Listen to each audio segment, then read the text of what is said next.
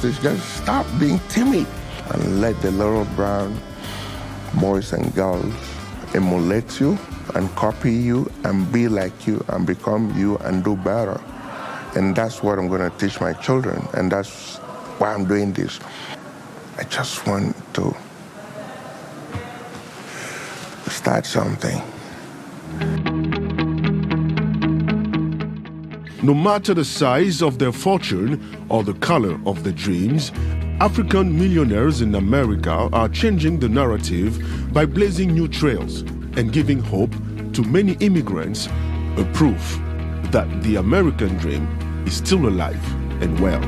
Hello, beautiful people. Welcome back to the Black Wallet. If you are new here, consider subscribing because we are on a journey to building a generational legacy. The goal is to ensure that we leave something that will outlive us when we are gone. In today's video, like I said, our goal is to build a legacy. And if we should build a legacy, we should be willing to learn from people. I came across a video that was very informative and I just wanted to digest it with you. I'll link in the description box below the YouTube link of the actual video so you can learn a thing or two. But in today's video, I'll basically be sharing what I learned from this video. So in this particular video, there are 3 individuals who are living in America making a tangible difference. The first one is Adisa Barry.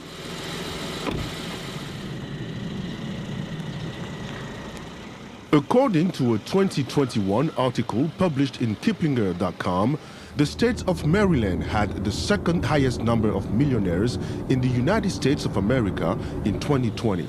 This is where we meet Adisa Barry, a decorated minority and woman business owner who came to America more than 30 years ago from Burkina Faso. Today, this self-made millionaire leads a successful electrical construction company with an annual revenue averaging $25 million. When I came to this country, my major was accounting. I got my bachelor in accounting, and then I had a part-time job with a construction company. And I worked for the construction company as a controller of the company for about 12 years. The second one is Douglas Eze. Douglas Eze is one of the 2 million Africans who decided to make it their new country and who was able to transform his life. Beyond the restless accumulation of material goods, the self-described wealth strategist and award-winning insurance agent is now climbing into the wealthiest 1% club of society. I wanted to learn more about wealthy families. How do they keep wealth in the family from one generation to the next?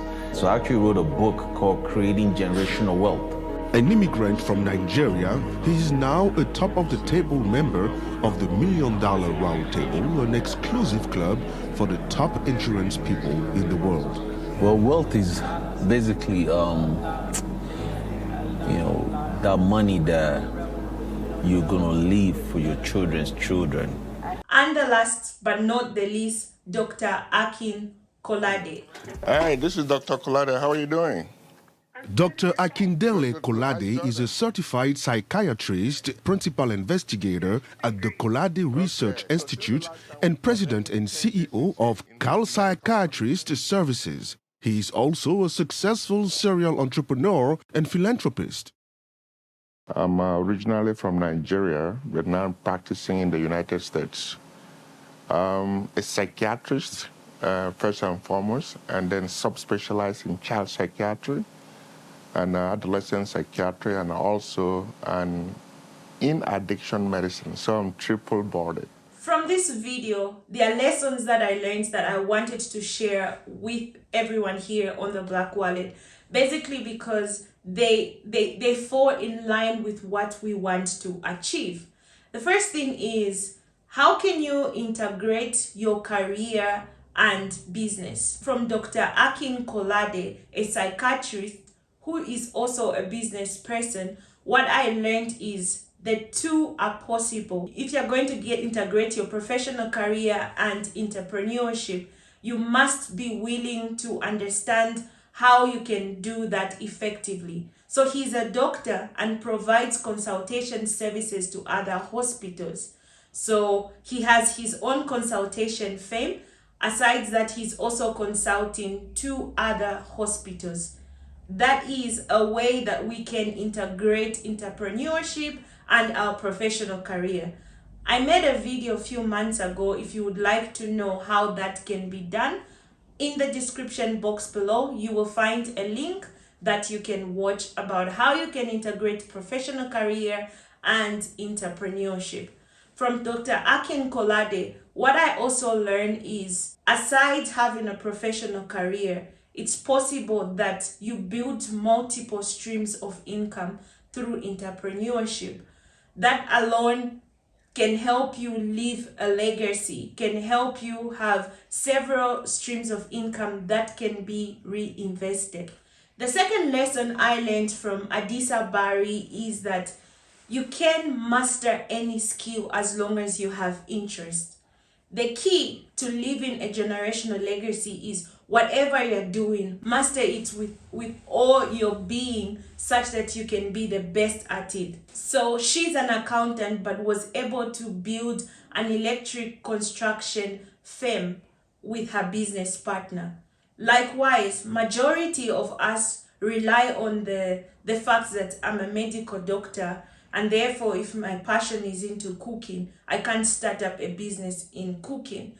The goal is to ensure that your passion is well equipped and skilled such that it thrives. Look at her. At her age, she was able to get into construction, and now she's thriving at it, making her a millionaire in America.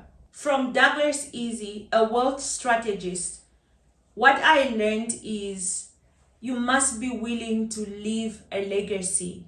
It takes discipline, a certain lifestyle for you to be able to build that legacy, for you to be able to put out a structure such that if you died today, I died today, whatever we're working hard for is going to outlive us. He's also an author of this book. What I also learned from him is sometimes we focus on a legacy as in just money. What am I leaving for my family? But your name is a legacy. Your children will need to use that name to gain certain favors. And because of how you lived your life effectively, how disciplined you are, that name is a legacy. Based on his success, I can definitely say he's already built a legacy, a name for himself, and he actually got several awards for that. So if you and I must build a generational legacy, then we must be willing to protect our name, to ensure that our name is honorable and respected. Investments. One thing in common among all three of them is that they work and invest their money. They invest their money in several businesses, several investments. Adisa Bari's investments, for example. I got few condos in this building. I got some in this building too. And that building also. Every time one comes on the market, you have to get it very quick. If you don't, you miss it. Now I got addicted. I keep buying one after another, one after another. And then I refinance a house and get money to buy another one. From Adisa Bari's story, what I learned is that every millionaire has an investment. They put their money aside to ensure that the money is working for them. Likewise, if we want to build a legacy, we not only should focus on, I have a company, but where does that money go after the company makes that money? It's strategic that every millionaire invests their money. That way their money is protected against inflation. Their money also grows. It's money making money. The other thing I also learned from this video is all the three millionaires have diversified their investment. A business can be an investment, for example, but also you find another type of investment such that you cushion your money against any risk. Should your consultancy firm fail, you have a backup of where you're going to get your money from. I've never heard of a millionaire without an investment.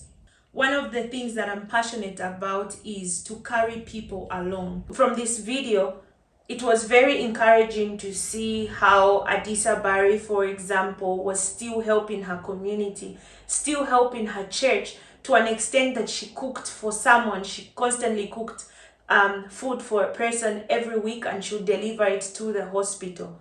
The question for us here, especially Africans, how many people are going to take the time to help others climb up?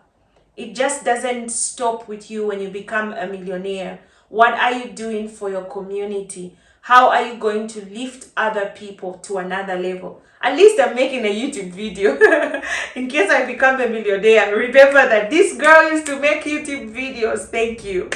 If we must build a generational legacy after we get to the top on our journey to the top, let's remember to carry people along with us. Serving in the community, serving in the church, it doesn't mean because you have made it, now you can associate with people or help other people. Of course, our callings are different and how we may help is different, but the goal is to help one another. Risk. The greatest lesson I learned from this video is each one of them took a risk to leave their country going to America. Not necessarily that we all have to flee into America, but the fact that they gave up what they had for a better future. Well, our risk might be different. What are you willing to give up to help you get to where you are? What risk are you taking? Adisa Barry, for example, an accountant, left that profession to study electric engineering. The question that I ask myself and that you should be asking yourself is, if you want to be a millionaire, are you willing to take a risk? What risk are you willing to take? Because our risks may be different. Every millionaire has one risk, a financial risk and a risk of reputation, a risk of failing. But people do take it. They take the challenge, and therefore we celebrate them at the end of the day. The greatest lesson I learned is your challenge is the motivation for your story. We watched these three people achieving so many great things and being influential. Why? Because they overcame a challenge, and that is the story they are telling today. The video is definitely a motivation for us on the Black Wallet. And I wanted to share this because I know it could be a motivation for you, and consider watching the full video because you must be willing to learn. That's basically it. That's all I wanted to share in this video of African millionaires in America. And next, I hope to share a video of African millionaires in Africa.